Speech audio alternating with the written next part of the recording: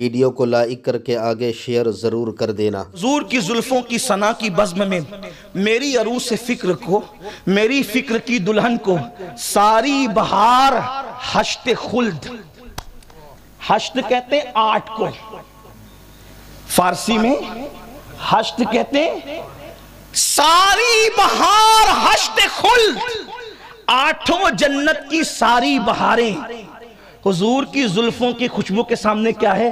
چھوٹا سا عطر دان ہے۔ ساری بہار حشت خلد، چھوٹا سا عطر دان۔ جب جنت 8 جنت کی بہاریں جس کی زلفوں کے سامنے چھوٹا سا عطر دان ہو تو اس زلفوں کی خوشبو کا عالم کیا ہوگا؟ یہ حضور کی زلفیں ہیں۔ اب مولانا نے وہ شعر پڑھا، رخ دن ہے یا مہر سما، حضور کا چہرہ دن ہے یا آسمان کا سورج ہے، مہر سما۔ یہ شاعری کے لب ہے، انداز ہے، رخ دن ہے، شاعری ہے، یہ صرف شاعری ہے۔ یہ 2 جملے، رخ دن ہے یا مہر سما، چہرہ ہے یا آسمان کا سورج ہے۔ اب عشق کو کہتا ہے، پہلے شاعری ہے پیچھے عشق ہے، یہ بھی نہیں یہ بھی نہیں۔ حضور کا چہرہ دن ہے یا آسمان کا سورج ہے، یہ شاعری ہے۔ پھر کیا کہتے ہیں؟ یہ بھی نہیں وہ بھی نہیں، نہ ان کا چہرہ دن ہے نہ ان کا چہرہ آسمان کا سورج ہے۔ دن کہوں تو کس منہ سے کہوں، اس لیے کہ والضحیٰ کہہ کے قرآن تو ان کا چہرہ بیان کرتا ہے۔ دن کو خیرات ملتی ہے ان کے چہرے سے۔ یہ کہتے ہیں شب زلفیاں مشک خطاں، ان کی زلف رات ہے یا خطاں کا مشک ہے یا خطن کا مشک ہے۔ یہاں پھر شاعری آ گئی، پھر آگے کہتا ہے یہ بھی نہیں وہ بھی نہیں، نہ یہ ہے نہ وہ ہے۔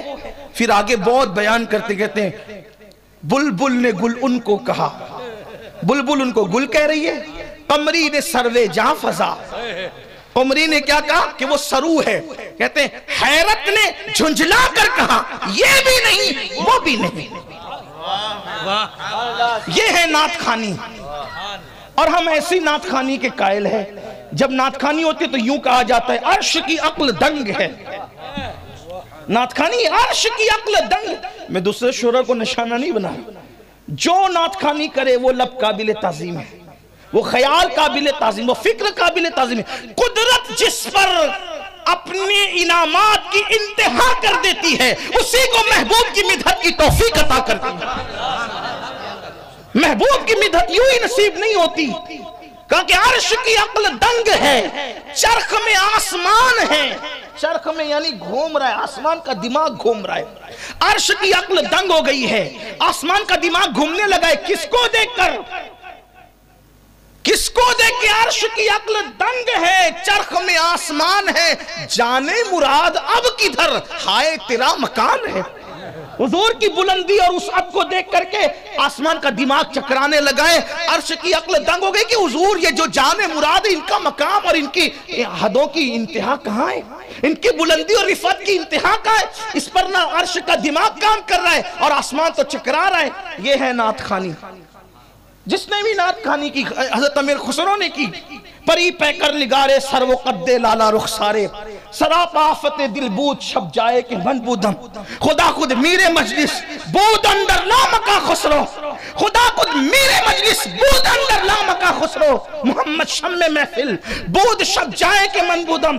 حضرت سیدی سعدی شیرازی رحمت اللہ علیہ نے کہا بلغ العلا بکمالہ کشفا دجا بجمالہ حسنت جمیع خصالہ صلو علیہ وآلہ۔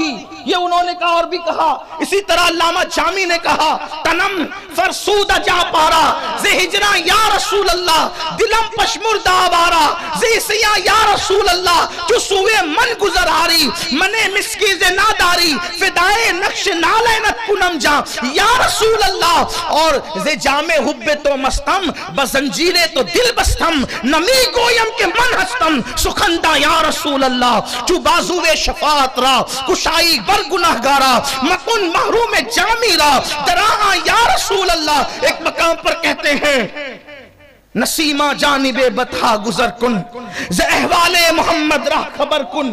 اس طریقے سے بہت سی نعتیں کہی گئی ہے، بہت سے شعراء نے کہی، بہت کہی.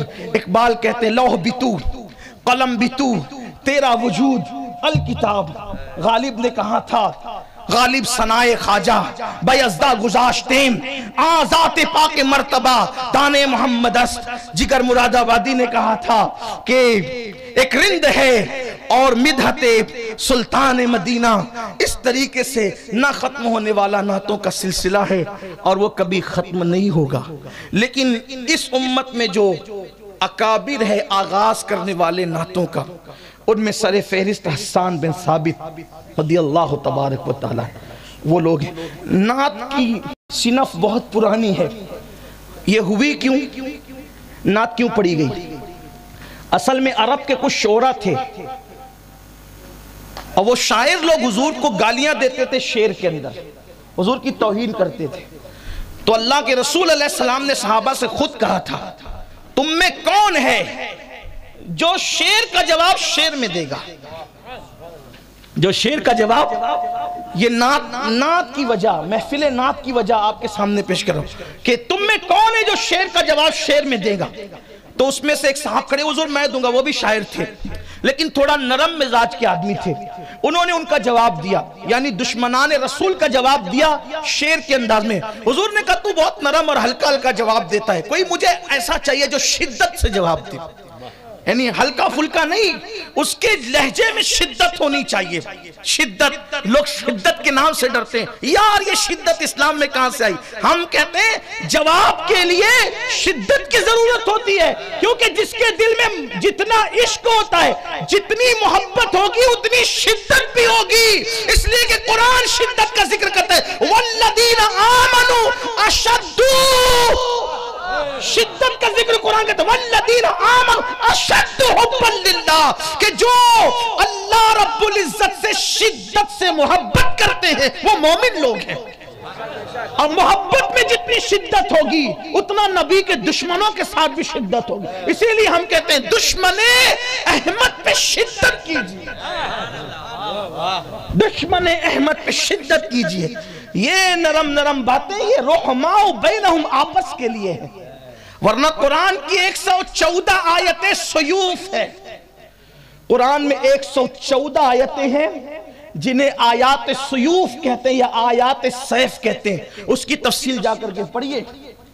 کہتے ہیں نہیں یار تھوڑی سی بات تھوڑی نرم ہونی چاہیے. بالکل نرم ہوگی. کس کے ساتھ؟ رحماء بینہم، اپنوں کے ساتھ.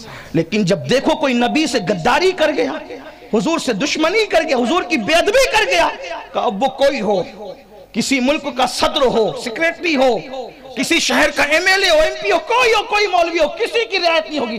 کیوں؟ اس لیے کہ کلمہ جس کا پڑا ہے اس سے محبت شدت سے ہے. ابھی آگے اگر وقت رہا تو بتاؤں گا کہ محبت کی شدت کیا ہوتی ہے.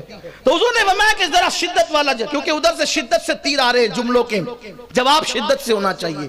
تو حضرت حسان کھڑے ہوئے، اور حسان بن ثابت نے شدت سے جواب دیا. جب جواب شدت سے دیا حضور نے خوش ہو کر کے دعا دی، اللہم اجد الحسان بروح القدس. اللہ جب تک حسان میری طرف سے ان میرے دشمنوں کو جواب دیتا رہے تو جبریل کے ذریعے سے اس کی مدد فرماتا رہے.